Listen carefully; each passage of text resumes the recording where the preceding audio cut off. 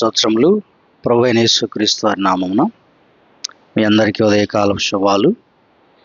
ఈనాటి మన ఆత్మీయ అనుదిన ఆహారముగా ఫిలిప్పీలకు రాసిన పత్రిక 2వ అధ్యాయము 14-15 వచనాలు చదువుకుందాం. మీరు మూర్ఖమైన వక్రజనము మధ్య నిరపరాధులను, నిష్కళంకులను, అనింద్యులునైన దేవుని కుమారులగునట్లు సణుగులను సంశయములను మాని సమస్త కార్యములను చేయుడి.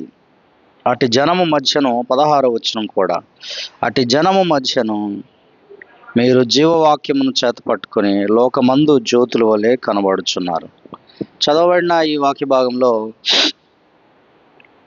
అపోస్తలుడైన పౌలు ఫిలిప్పీ సంఘానికి రాసిన పత్రికలో ఏమంటున్నాడు అంటే, మీరు మూర్ఖమైన వక్రజనము మధ్య, ప్రజలు ఎలా ఉన్నారో చెప్తున్నాడు. మూర్ఖమైన వక్రజనం అంతా వాళ్ళ యొక్క మాటలు వక్రముగా ఉంటాయి, వాళ్ళ ప్రవర్తన వక్రముగా ఉంటుంది, దేవుని వాక్యాన్ని వక్రముగా వారు మాట్లాడతారు. అలాంటి ప్రజల మధ్య మీరు నిరపరాధులుగా, నిష్కళంకులుగా, అనింద్యులుగా, అనింద్యులైనటువంటి దేవుని కుమారులుగా మీరు ఉండాలి అంటే మొదట మీరు సణుగులు సంశయాలు మానండి అంటున్నాడు. ఏం మానాలి ఈ ఉదయ కాలంలో అంటే దేవుడు మనతో మాట్లాడేది ఏంటంటే, సణుగులు సంశయములు మానాలి. సంశయములను మాని సమస్త కార్యములను చేయుడి. అట్టి జనము మధ్య అంటే మూర్ఖమైన వక్ర జనము మధ్య జీవవాక్యమును చేత పట్టుకుని లోకమందు జ్యోతుల వలె మనం కనబడాలి, పరిగెత్తాలి, జీవించాలట. ప్రజలు ఉన్నదే మూర్ఖమైన వక్రజనం. ప్రజలు ఎలాంటి ప్రజల మధ్యలో బ్రతుకుతున్నాము అని అంటే, దేవుడు చెప్పాడు ఎప్పుడో 2000 సంవత్సరాల నాడు ఫిలిప్పీ సంఘానికి పౌలు గారు రాశాడు, మీరున్నది మూర్ఖమైన వక్రజనం మధ్య. అలాంటి ప్రజల మధ్య మీరు ఎట్లా ఉండాలి, ఎలా బ్రతకాలి, ఎలా జీవించాలి? మీలోనే సణుగులు సంశయాలు ఉంటే మూర్ఖులైన వక్రజనానికి మీరు ఏం చెప్తారు? మీకే జీవవాక్యం లేనప్పుడు మీరు ఎట్లా అన్యులు లేదా ఇతరులైన వారికి, దేవుని ఎరగని వారికి మీరు చెప్తారు? కాబట్టి మీరు మానాల్సింది ఏంటంటే సణుగులు సంశయాలు మాని సమస్త కార్యాలు చేయండి. సణగటం అనేది ముందు ఆపేయండి. సంశయము అనేది, సందేహాలు మానండి అని ఇక్కడ మరి 2 విషయాలు మన ముందు పెట్టాడు. ఒకటి సణుగుడు, 2 సంశయాలు. సణుగుడు అనే దాని గురించి మనం మాట్లాడితే, అసంతృప్తి నుండి మనిషి యొక్క అసంతృప్తి నుండి వచ్చేదే సణుగుడు, గొణుగుడు, సణుగుట అనేది. ఇది ఒక పెద్ద పాపము. బైబిల్ గ్రంథంలో మనం చెప్పాలి అంటే పెద్ద పాపం. సణగటం అనేది ఏదైతే ఉందో అది ఒక పెద్ద పాపం. మనం అనుకున్నది జరగనప్పుడు, మనం ఏదైతే అనుకున్నామో, ఏదైతే ప్రార్థించామో, ఏదైతే మనం అనుకున్న ప్రకారం జరగలేదో అలాంటి టైంలో మనలో పెరిగిపోయిన అసంతృప్తి ఏదైతే ఉందో ఆ అసంతృప్తి సణుగుడు రూపంలో వ్యక్తమవుతుంది. ఇది చాలా ఘోరమైన పాపంగా బైబిల్ తెలియజేస్తూ ఉంది. హత్యలు, వ్యభిచారాలు, స్వలింగ సంపర్కం, ఇట్లాంటి పెద్ద పాపాలు పై కనబడేవి. కానీ అసలు దేవునికే కోపం వచ్చేటువంటి, దేవుని దగ్గరే ఉండి, దేవునితో ఉండి, క్రీస్తునే విశ్వసించి మనం ఇంటర్నల్గా దేవునికి కోపం కలిగించే పాపం ఏదైనా ఉంది అంటే అది సణుగుడు. కాబట్టి ఇక్కడ అన్నాడు పౌలు గారు, మీరు సణుగులు సంశయాలు మాని సమస్త విషయములు సమస్త కార్యాలు చేయండి అంటున్నాడు. మనము సమస్త కార్యాలు చేయాలి అంటే మొదటిగా మన జీవితాల్లో ఉండాల్సింది సంతృప్తి. మొదటిగా మన జీవితాల్లో ఉండాల్సింది విశ్వాసం. విశ్వాసం మనలో ఉన్నప్పుడు ఈ సణుగులు ఉండవు, ఈ సంశయాలు ఉండవు.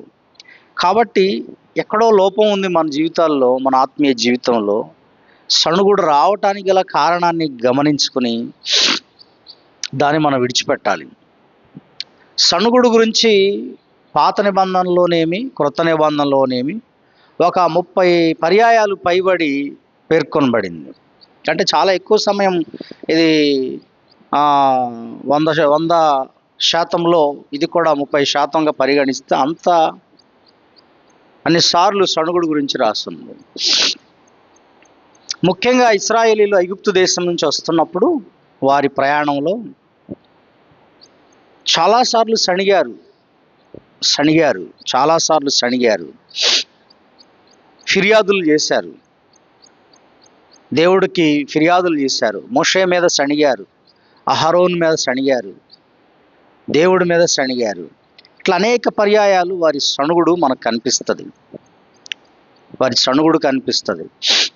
ఒకసారి మీరు చూస్తే 1 కొరింథీ పత్రిక 10:10 అంటాడు, ఏమంటాడంటే 1 కొరింథీ 10:10 మీరు సణుగకుడి, వారిలో కొందరు సణిగి సంహారకుని చేత నశించిరి.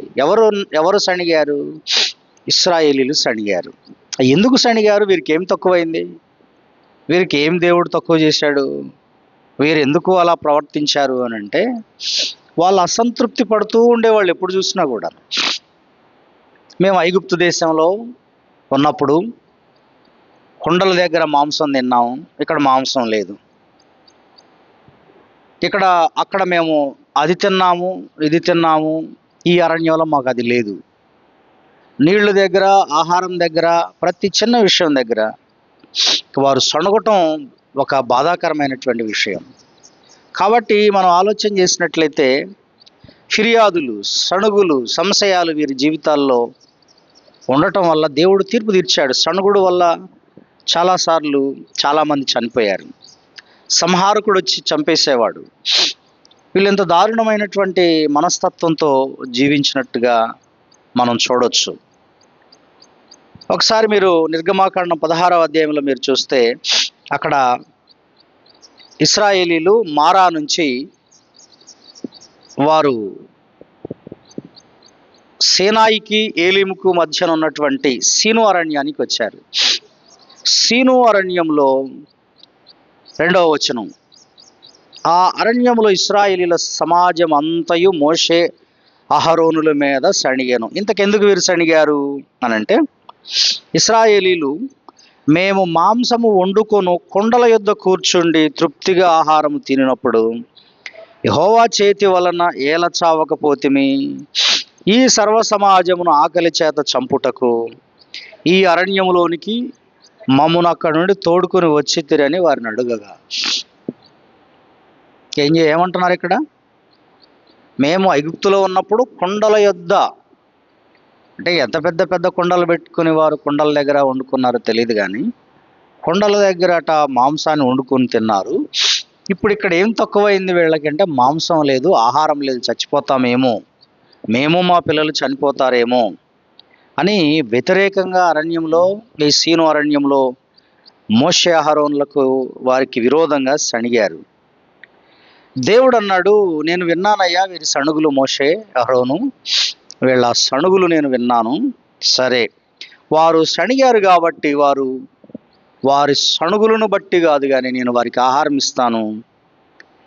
రేపు ఉదయం నా మహిమను వారు చూస్తారు. ఇది సాయంత్రం జరిగింది కదా, ఇది సాయంత్రం వేళ సణిగారు. రేపు ఉదయము నా మహిమను చూస్తారు. 7వ వచనం, యెహోవా మీద మీరు సణిగిన సణుగులను ఆయన వినుచున్నాడు. మనము చూడండి, ఇశ్రాయేలీలు సణిగిన సణుగులు దేవుడు విన్నాడు. అట్లాగిన మనం సణిగే సణుగులు కూడా దేవుడు వింటాడు. ఇంట్లో మనం సణుక్కోవచ్చు, నలుగురు వినకపోవచ్చు, బయట వాళ్ళకి ఎవరికి వినపడకపోవచ్చు, కానీ ఇంటిలో మనం భార్యాభర్తలు కుటుంబంతో కలిసి ఉంటున్నప్పుడు సణిగే సణుగులు కూడా ఆయన స్పష్టంగా ఆయనకు వినబడతాయి. ఆయన వింటాడు. ఇశ్రాయేలు సమాజం సణిగిన సణుగులు విన్నాడట. విని ఏమంటున్నాడు, ఉదయమున మీరు యెహోవా మహిమను చూచెదరు. మేమే పాటివారమయ్యా, మా మీద సణుక్కుంటే మీకు మేమేం చేయగలం? దేవుడు చేయాలి కానీ మేమేం చేస్తాం? మేమే పాటివారం, మీరు మా మీద సణుగుతున్నారు. మా మీద గొణుగుతున్నారు, మా మీద మీరు నేరాలు మోపుతున్నారు, మా మీద ఫిర్యాదులు చేస్తున్నారు మీరని మోషే అహరోనులు వాదించారు, వారిని నివారించడానికి ప్రయత్నించారు. కానీ వాళ్ళు సణిగారు. దేవుడు ఒక మహాద్భుతం మరుసటి ఉదయం చేశాడు. ఏం చేశాడంటే గొప్ప అద్భుతం. పైనుండి ఆకాశం నుండి మంచు పడటం, ఆ మంచు కణాలు భూమి మీద కొత్తిమీర గింజల్లాగా కనబడటం, ఆ కొత్తిమీర గింజలు ఒక ధాన్యంగా మన్నాలాగా తయారైపోయింది. అదే మన్నా. అప్పుడు మోషే చెప్పాడు, ఇదిగో ఇదే దేవుడు మీకోసం కురిపించిన ఆహారం, వెళ్ళండి తెచ్చుకొని పోండి అన్నాడు. అది చూడటానికి ఎలాగుందో రాశాడు 14వ వచనంలో. పడిన ఆ మంచు, దీనికి ముందు ఇంకొక సంఘటన కూడా జరిగింది. 12 నుంచి మీరు చూస్తే, సణుగులు విన్న దేవుడు, సాయంకాలమున మీరు మాంసం తిందురు. మీకు ఉదయం ఏమొస్తుంది? మార్నింగ్ మీరు నా మహిమను చూస్తారు, మార్నింగ్ మీకు మన్నా వస్తుంది, ఈవినింగ్ నాన్ వెజ్ వస్తుంది. ఏమొస్తుంది? ఉదయం మీకు మన్నా కురుస్తుంది, సాయంత్రము మాంసం వస్తుంది. మీరు ఒకసారి చూసినట్లయితే, ఉదయమున ఆహారము చేత తృప్తి పొందుదురు, సాయంకాలమున మీరు మాంసం తిందురు, అప్పుడు మీ దేవుడునైన యెహోవాను నేనే అని మీరు తెలుసుకుందరని వారితో చెప్పుము అనెను. కాగా సాయంకాలమున పూరేడులు వచ్చి వారి పాళెమును కప్పెను. ఉదయమున వారి పాళెము చుట్టూ మంచు పడి ఉండెను. ఆ మంచు ఎగిరిపోయిన తర్వాత నూగు మంచు వలె సన్నని కణములు అరణ్య భూమి మీద కనబడెను. ఇశ్రాయేలీయులు దాన్ని చూచినప్పుడు అది ఏమైనది తెలియక ఇదేమి అని ఒకరితో ఒకరు చెప్పుకునేది. ఇదేమి అంటే అక్కడ క్రింద ఫుట్ నోట్లో ఇబ్రీ భాషలో మన్నా, ఒక ప్రశ్న అనమాట. ఇదేంటో వాళ్ళకే అర్థం కాల, అదేంటో వాళ్ళకే అర్థం కాలే. ఇది ఏమిటి? తెల్లగా ఉంది, మంచు కణాల్లాగా ఉంది, కొత్తిమీర గింజల్లాగా ఉంది, ఏమిటిది? అర్థం కాల వాళ్ళకి. కాబట్టి దానికి ఏం పేరు పెట్టారు? మన్నా.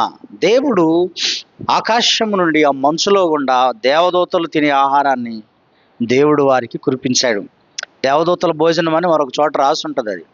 కాబట్టి వారు తిన్నది ఏంటంటే దేవదూతలు భుజించే ఆహారాన్ని దేవుడు వారికి, శ్రేష్టమైన ఆహారాన్ని, భూ సంబంధమైన వారు పంటలు పండించని, విత్తనము వేయని ఆహారం వాళ్ళు భుజించారు.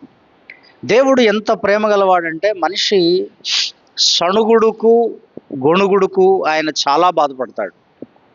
కానీ ఆయన చూపే ప్రేమ ఎంతో ఉన్నతమైంది. కాస్త ఓపిక పడితే, మనం కాస్త సంయమనం పాటిస్తే, విశ్వాసంతో ఆయన వైపు చూస్తే ఆయన ఎంత ప్రేమ చూపిస్తాడంటే అంత ప్రేమ చూపిస్తాడు. ఇశ్రాయేలీయులు ప్రతి విషయంలో సణిగారు. కాబట్టి దేవుడు వారికి తీర్పు తీర్చాడు. భోజనం పెట్టలేదా ఇక్కడ వాళ్ళకి? పెట్టాడు, ఆహారం ఇచ్చాడు. దానికి ముందు వారు సణిగారు. సణిగే ఆత్మను దేవుడు ద్వేషిస్తాడు. సణిగే ఆత్మను దేవుడు ద్వేషిస్తాడు. సణిగే ఆత్మ దేవుని సంబంధమైనది కాదు, అది మనుష్య సంబంధమైనది, దయ్యపు సంబంధమైనది. కాబట్టి ఆ సణిగే ఆత్మ దేవునికి కోపాన్ని తెచ్చిపెడుతుంది. అంతేకాకుండా సణిగే ఆత్మ ఆనందానికి వ్యతిరేకం, మనిషి సంతోషానికి వ్యతిరేకం. అది సంతోషంగా ప్రజలు ఉండలేరు. ఎవరైతే సణుగుతారో వారు సంతోషంగా ఉండలేరు. ఎవరైతే సణుగుతారో వాళ్ళు ఎంత మాత్రం ఆనందాన్ని అనుభవించలేరు. కాబట్టి మనము ఈ ఉదయకాల సమయంలో దేవుడు నీతో నాతో మాట్లాడేది ఏంటంటే, సణుగుడు అనేటువంటి పాపం ఏదైతే ఉందో మానాలి. మన క్రైస్తవ జీవితంలో, మన జీవితంలో అది సేవ కావచ్చు, అది బిజినెస్ కావచ్చు, కుటుంబ నేపథ్యం కావచ్చు, ఏదైనా సరే క్రైస్తవ బిడ్డలమైన మనకు సణుగుడు మంచిది కాదు. వాదోపవాదాలు, ఒక ఫుడ్ గురించి, ఒక ఇంట్లో డబ్బుల గురించి వాదోపవాదాలు ఉండకూడదు. లేకపోతే ఒక మ్యారేజ్ గురించి సణుగుడు ఉండకూడదు. ఒక అనారోగ్య పరిస్థితులను బట్టి సణగకూడదు, నాకేంటి పరిస్థితి అని. సణిగేవారు ఈ లోకంలో యేసుక్రీస్తు వారికి కూడా సాక్ష్యంగా ఉండలేరు. మనం ఎవరు సాక్షులుగా ఉండలేము, లోకానికి సాక్ష్యంగా బ్రతకలేము. కాబట్టి ఏమి మానాలి అని అంటే, దేవుడు ఏం చెప్తున్నాడు అంటే, సణుగులు సంశయాలు మానండి, విశ్వాసముతో దేవుని వైపు చూడండి, ఎందుకంటే ఆనాడు ఈ అధ్యాయాలన్నింటిలో మీరు చదివితే ఇశ్రాయేలీల 40 సంవత్సరాల ప్రయాణాన్ని మీరు పరిశీలిస్తే ఆ ఆ ప్రయాణంలో 40 ఏండ్ల ప్రయాణంలో దేవుడు ఎక్కడా వారికి తక్కువ ఏమీ చేయలేదు, ఎక్కడా వారికి ఏమీ కొదవ చేయలేదు. కానీ వారి సణుగులతో పాపం చేసి అనేకులు అరణ్యంలోనే రాలిపోయారు. వాళ్ళ ఆయుష్ను తగ్గించుకున్నారు. వాళ్ళ సణుగుడు వల్ల వాళ్ళ ఆయుష్ను తగ్గించుకున్నారు. వాళ్ళ ఆనందాన్ని పోగొట్టుకున్నారు. అద్భుతమైన ఆనందకరమైన దేశాన్ని వారు చూడలేకపోయారు. అందుకే మనం టార్గెట్ మిస్ అవుతాం. మనం ఏదైతే ఆనందం పొందాలనుకుంటామో ఆ ఆనందాన్ని కోల్పోతాం సణుగుడు వల్ల. కాబట్టి ఉదయకాల సమయంలో అట్టి సణుగుడు పరిశుద్ధాత్మకు దేవునికి వ్యతిరేకమైంది కనుక దాన్ని చాలా జాగ్రత్తగా మనలో నుంచి తొలగించుకోవాలి. మనము చూసినట్లయితే క్రొత్త నిబంధనలు అపోస్తల కార్యములు 16వ అధ్యాయం 22వ వచనంలో పౌలు శైలులు ఫిలిప్పీ పట్టణంలో చెరసాలలో ఉన్నప్పుడు వాళ్ళు ఏ తప్పు చేయలే, ఏ పాపం చేయలేదు. కానీ వారు కొట్టబడి, బెత్తాలతో కొట్టబడి, వాళ్ళ వస్త్రాలు పీకేయబడి చెరసాలలో వేస్తే, చెరసాలలో మేము ఏ తప్పు చేయకపోయినా మమ్మల్ని దేవుడు కొట్టించాడు, ఆయన సేవ అని మేము వస్తే, ఆయన కోసం ప్రకటించాలని మేము ఈ పట్టణానికి వస్తే, ఆయనే కదా మమ్మల్ని పంపించింది, ఆయనే మమ్మల్ని పంపించి మేము ఇలాంటి దెబ్బలు తింటాం ఆయన చిత్తమా అని వాళ్ళు సణుక్కోలేదండి. వాళ్ళు సంశయించలేదు పౌలు శీలలు. పైగా వారు దేవుని సన్నిధిలో ఆ బొండలు వేసి బిగించబడి, కాళ్ళు చేతులకు బొండలు వేసి బిగిస్తే, సంకెళ్ళు వేసి వారిని అందులో పెడితే వాళ్ళు దేవుని స్తుతించారు, దేవుని ఘనపరిచారు, పాటలు పాడారు, ప్రార్థించారు, స్తుతించారు. ఏమాత్రం సణగలేదు, బాధపడలేదు. పైగా దేవుని ప్రార్థిస్తూ ఆనందంగా పాటలు పాడారు, గొప్పగా దేవుని మహింపరిచారు. జరిగింది ఏమిటయ్యా అంటే రాత్రి వేళ గొప్ప భూకంపం వచ్చి చెరసాల బ్రద్దలైపోయింది. ఖైదీల యొక్క సంఖ్యలు దిగిపోయాయి. ఒక గొప్ప మహిమ కార్యం జరిగింది అక్కడ. గమనించండి, దేవుడు కష్టాలలో కూడా మనం ఆనందించగలిగినదే క్రైస్తవ్యం. కష్టాలలో కూడా సణగకుండా, సంశయించకుండా ప్రభు వైపు చూడగలిగిందే క్రైస్తవ్యం, అదే విశ్వాసం. కాబట్టి ఉదయకాల సమయంలో నా జీవితంలో దేవుడు మరి చెబుతున్న ఒక అద్భుతమైన మాట ఏంటంటే, ఎన్ని సమస్యలు నీకు ఉన్నాయో తెలియదు కానీ, మనకి ఎన్ని ఇబ్బందులు ఉన్నాయో మనకు తెలియదు కానీ, ఏనాడు ఏ ఒక్క రోజు కూడా మనం సణుగుడు అనే దానికి దూరంగా బ్రతకాలి. అది నీ ఆనంద జీవితానికి, నీ ఆత్మీయ జీవితానికి ఒక పెద్ద పెను ప్రమాదం. దేవుని యందు మనం సంతోషించాలి, సణుగక. లేదంటే ఈ వక్రజనము మధ్య, ప్రజలు వక్రజనము అంటాడు, ఈ వక్రజనము మధ్య మనం దేవుని మహింపరచలేం, దేవుని కనపరచలేం. ఎందుకు? మీరే యేసు ప్రభువుని నమ్ముకున్న మీరే ఇలా సణిగితే మరి మేమేం అవ్వాలి? మీరు నమ్ముకుని మీరు ఇంతగా ప్రార్థిస్తున్న మీ దేవుడు మీకే చేయనప్పుడు నువ్వెట్లా నాకు వచ్చి చెప్తావు? నువ్వే ఇంత సాటిస్ఫాక్షన్ లేని లైఫ్ అనుభవిస్తున్నప్పుడు నేనెట్లా నీ దగ్గరికి దేవుని గురించి నేను తెలుసుకోవాలి? కానీ ఇంకా ఇతరులకు మనం దేవుణ్ణి పరిచయం చేయడానికి బదులు ఆయన్ని మనం అక్కడ అవమానపరుస్తున్నాం. కనుక ఉదయకాల సమయంలో ప్రభునందు ప్రియమైన దేవుని బిడ్డలారా, గమనించినట్లయితే వాక్యంలో చాలా స్పష్టంగా సణుగులును సంశయాలు మాని సమస్త కార్యములను చెయ్యండి అన్నాడు. సణుగుడు అనేది ఒక పాపం. ఇంకా అంటాడు, చివరిగా ఒక వచనం చదువుకుంది, యాకోబు పత్రికలో 5:9 అంటాడు. ఏమంటాడంటే, యాకోబు పత్రిక 5వ అధ్యాయం 9వ వచనంలో, సహోదరులారా, మీరు తీర్పు పొందకుండు నిమిత్తము ఒకని మీద ఒకడు సణుగకుడి, ఇదిగో న్యాయాధిపతి వాకిట నిలిచి ఉన్నాడు. ఒకని మీద ఒకడు సణగొద్దు. భార్య మీద భర్త సణగొద్దు, భర్త మీద భార్య సణగొద్దు, దైవజనుడి మీద విశ్వాసి సణగొద్దు, దైవజనుడు విశ్వాసి మీద సణగొద్దు. ఫిర్యాదులు చేయొద్దు. మనం ఎందుకు అంటే, దేవుడట వాకిటనే న్యాయాధిపతి అయిన దేవుడు నీ వాకిట నా వాకిట నిలిచి ఉన్నాడు, సమీపంగా ఉన్నాడు, దగ్గరలో ఉన్నాడు. మరి ఆయన చూడడా? ఆయన పరిశీలిస్తాడు. ఆయన మన ఇంటి వాకిట్లో నిలబడి నువ్వు ఎట్లా ఉన్నావు, నీ కుటుంబం ఎట్లా ఉంది, నా కుటుంబం ఎట్లా ఉంది, ఆయన వచ్చి చెక్ చేస్తున్నాడు, చూస్తున్నాడు ఆయన. అలాంటప్పుడు నీ సణుగులు నా సణుగులు వినపడితే దేవునికి ఎంత మరి నష్టం కలుగుతుందో, తీర్పు పొందుతామో ఆలోచన చేయండి. కానీ మన జీవితాల్లో దేవుడు తప్పనిసరిగా మహిమను చూపిస్తాడు. ఆయన బ్లెస్ చేస్తాడు, ఆశీర్వదిస్తాడు. కాస్త మనం సమయమును పాటిస్తే, ఓపిక పడితే నీ కష్టంలో, నీ ఇబ్బందిలో కార్యాలు దేవుడు తప్పనిసరిగా చేస్తాడు. కానీ మనం సణగడం, వణగటం, ఆనందం లేక మనసు నిండా అసంతృప్తితో బ్రతికే పరిస్థితి ఈరోజు కనబడుతుంది. అటు స్థితి నుంచి దేవుడు మనం విడిపించాలని, మనం దేవుని ఎడల సంతోషంగా ఉండాలని మరి దేవుని వాక్యం మాట్లాడుతుంది కనుక ఆయన వైపు చూద్దాం. దేవుడి మాటలు దీవించును గాక. ఆమేన్. ప్రార్థన చేసుకుందాం. ప్రేమగల తండ్రి, జీవం గల దేవా, ఈ ఉదయకాల సమయంలో నాయన మీ వాక్యం తెలియజేస్తూ ఉంది. మీరు మూర్ఖులైన వక్రజనం మధ్య మీరు బ్రతకడానికి సణుగులు సంశయాలు మాని సమస్త కార్యాలు చేయండి.